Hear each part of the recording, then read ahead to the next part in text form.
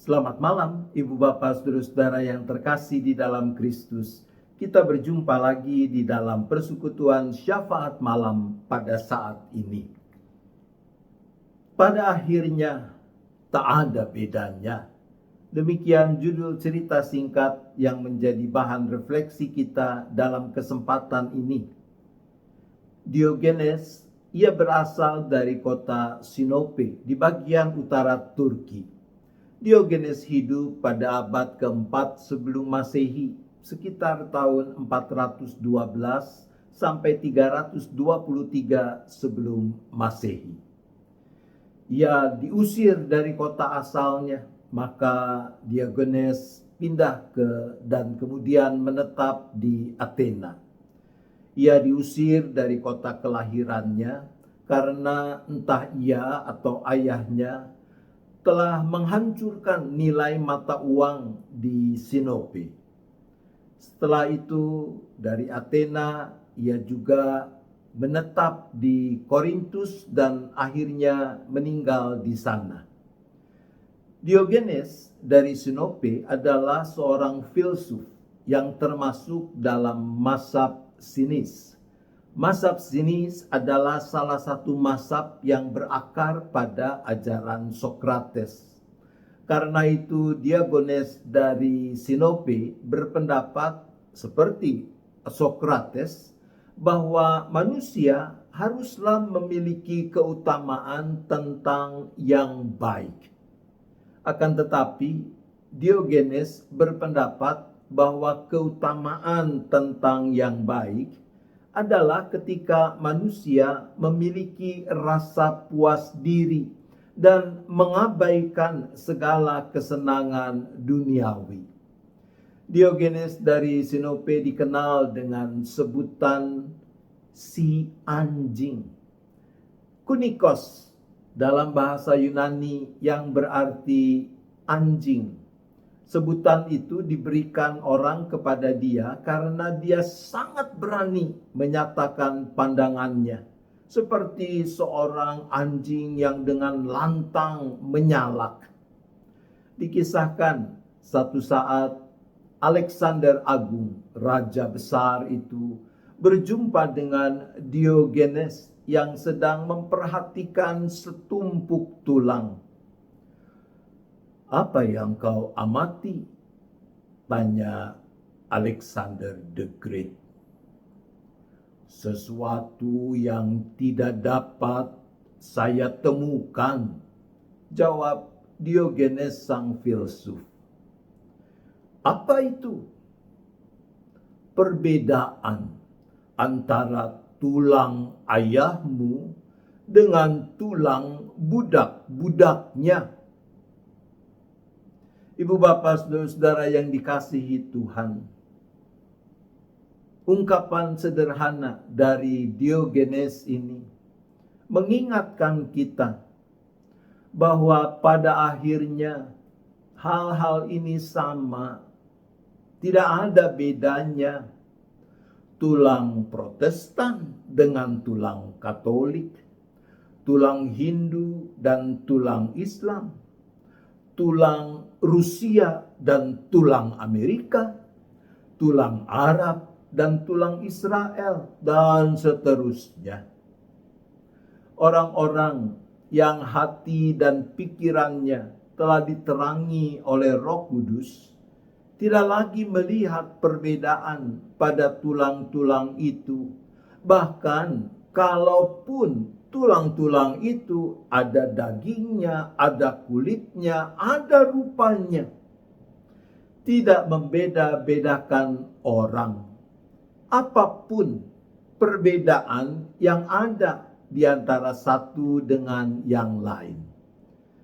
Ketika kita hidup di dalam Kristus dan Kristus di dalam kita, maka seperti dipersaksikan di dalam surat Galatia, tidak ada orang Yahudi atau orang Yahudi atau orang Yunani. Tidak ada hamba atau orang merdeka. Tidak ada laki-laki atau perempuan.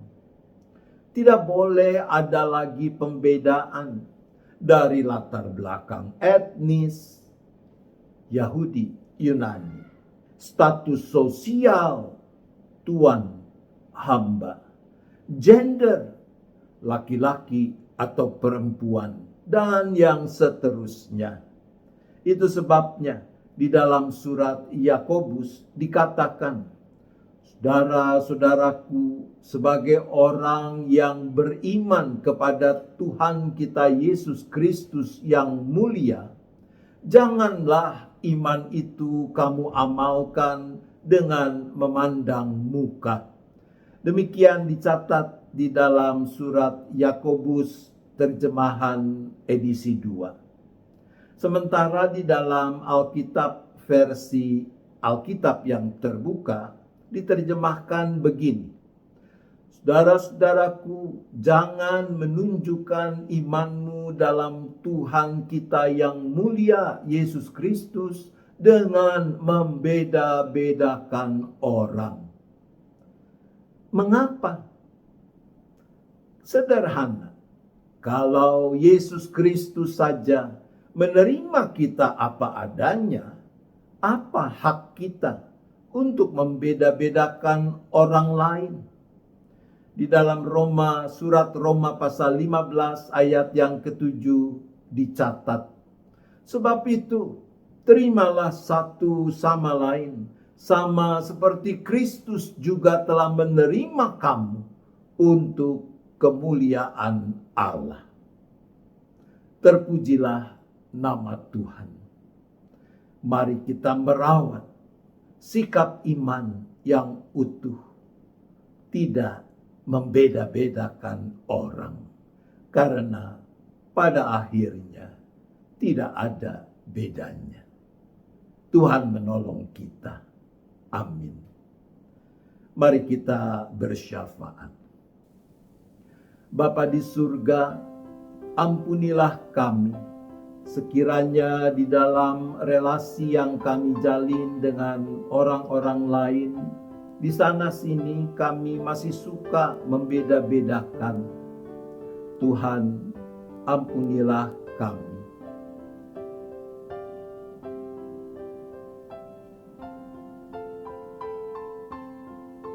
Ya Bapa, berilah kami hikmat dan kekuatan agar mau terus merawat kerendahan hati dan ketulusan untuk mau menerima orang lain apa adanya tanpa membeda-bedakan.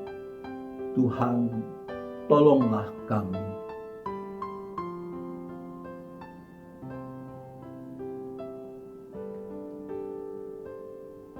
Kembali saat ini bersahati kami datang, kami memohon belas kasihan Tuhan, pertolongan Tuhan bagi setiap kami, para anggota jemaat, simpatisan beserta keluarga masing-masing dengan rupa-rupa pergumulan yang dihadapi.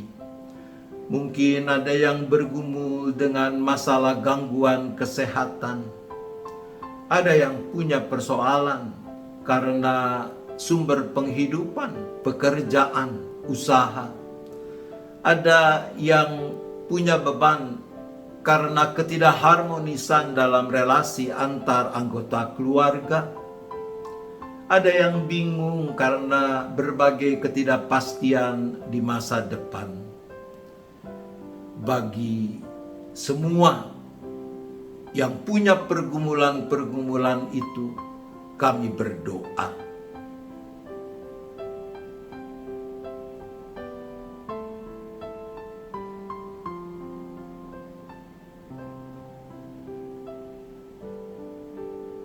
Kami juga terus berdoa bagi gerejamu yang kau hadirkan di mana-mana tempat untuk turut serta mengerjakan misi Allah, mewujudkan shalom, damai sejahtera kerajaan Allah di muka bumi ini. Biarlah gerejamu boleh dengan tekun, dengan setia memenuhi tugas panggilannya.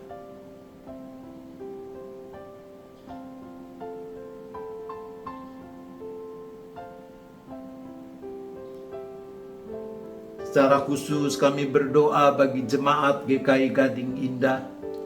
Tuhan, Engkau yang berkati dan sempurnakan kehadiran gerejamu agar terus menjadi saluran berkat lewat hidup persekutuan, pelayanan, dan kesaksiannya.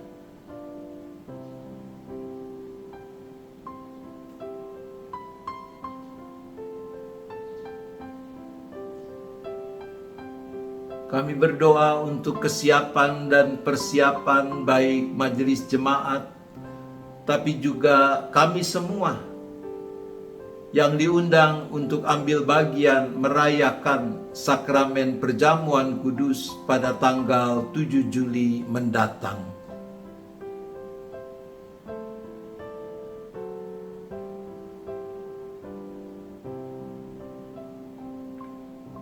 Kami juga tetap berdoa bagi bangsa dan negara kami dengan berbagai pergumulan yang masih harus diselesaikan bersama. Tuhan, berikanlah hikmat kepada para pemimpin bangsa kami agar tetap mau dan mampu memilih hanya apa yang benar, melakukannya dengan cara yang benar sehingga boleh mendatangkan kebaikan, kedamaian, kesejahteraan bagi segenap bangsa tanpa terkecuali.